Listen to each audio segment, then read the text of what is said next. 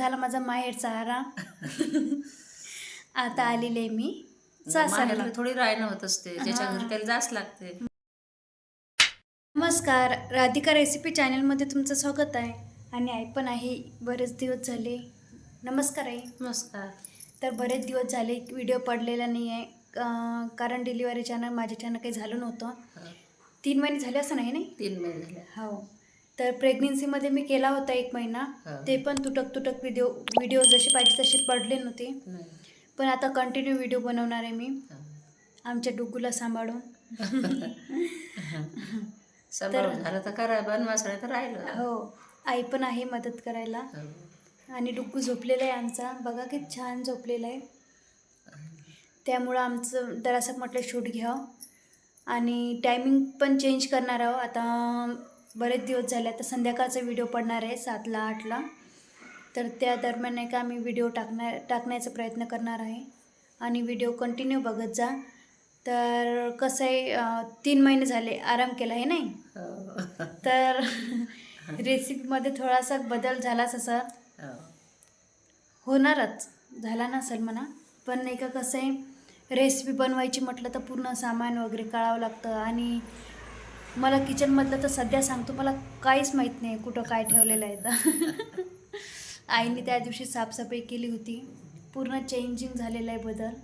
आणि आली तेव्हापासून 8 दिवस झाले मला, पण आणखी मला काही समजलं नाही आहे की कुठं काय ठेवलेलं आहे. आणि आईला विचारूनच चालू आहे माझं सर्व काही. आई हे कुठे ठेवलेलं आहे, ते कुठे ठेवलेलं आहे नाही. तर आई आज भाजी कशाची करायची मग? कर म्हणून काय कर, वड्या गिऱ्या कर सोयाबीनची वडी.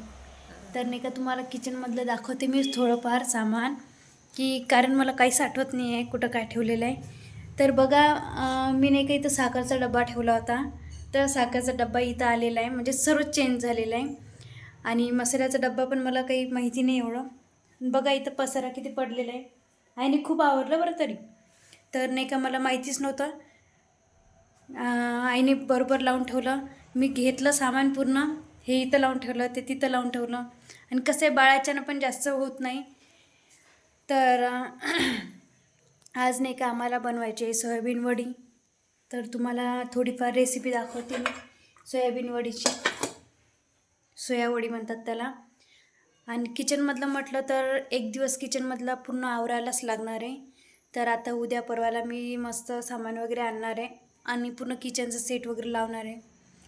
तर बाहेर जायचं म्हटलं तर डुग्गू पण रडतोस, पण आता वेळातला वेळ काढून थोडंफार करावंच लागणार आहे, हे नाही.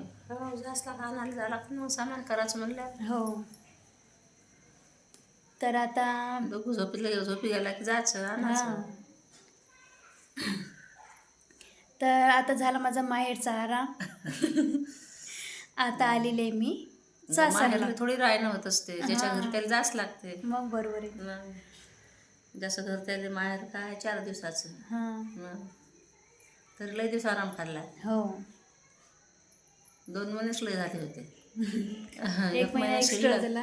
कारण कसं झालं होतं, 1 महिना काय आला ताई, ते हे आलं चांदणी बुडी गेली.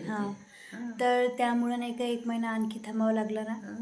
आणि डुग्गूची म्हणजे बारशाचंही चालू होतं आपलं, या तारखेला ठेवायचं त्या तारखेला.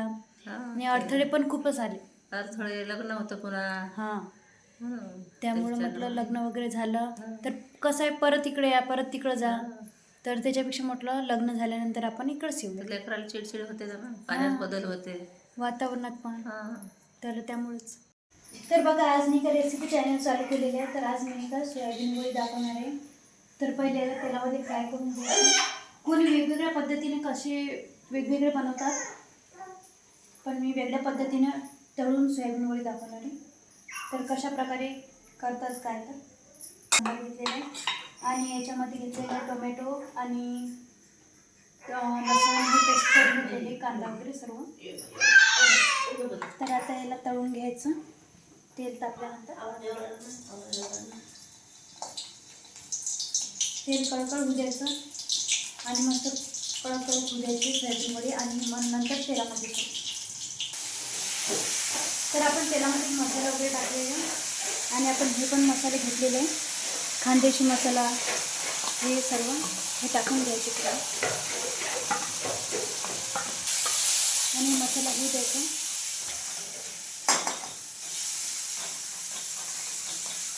आणि हे सोयाबीन वडे नाही का नंतर टाकायचे. ह्याच्यामध्ये खूप पाणी सोडायचं व्यवस्थित, कारण ते जळणार नाही. आता मसाला थोडंसं होऊ द्यायचं तेलामध्ये. सर्व टाकलेलं आपण मीठ वगैरे आणि कोथिंबीर टाकलेली. नंतर कोथिंबीर कोणी वरती नाही टाकतं.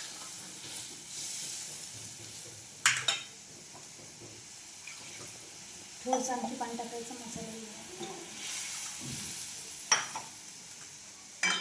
आता झालेली आपली रेसिपी तयार. मीठ पण टाकलेले आपण चवीनुसार,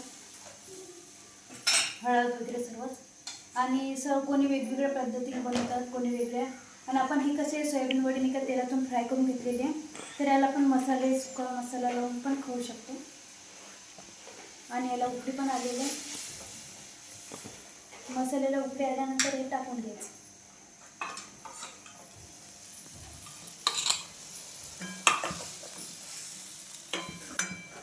तर हे टाकल्यानंतर बघायला सुगंधित वास पण आलेला आहे मस्त छानपैकी. आणि आपली सोयाबीन वडी तयार झालेली आहे. तर 5 मिनटं होऊ द्यायची. तर बघा किती खमंग वास येतं याचा पण छान. तर नक्की तुम्ही ट्राय करा.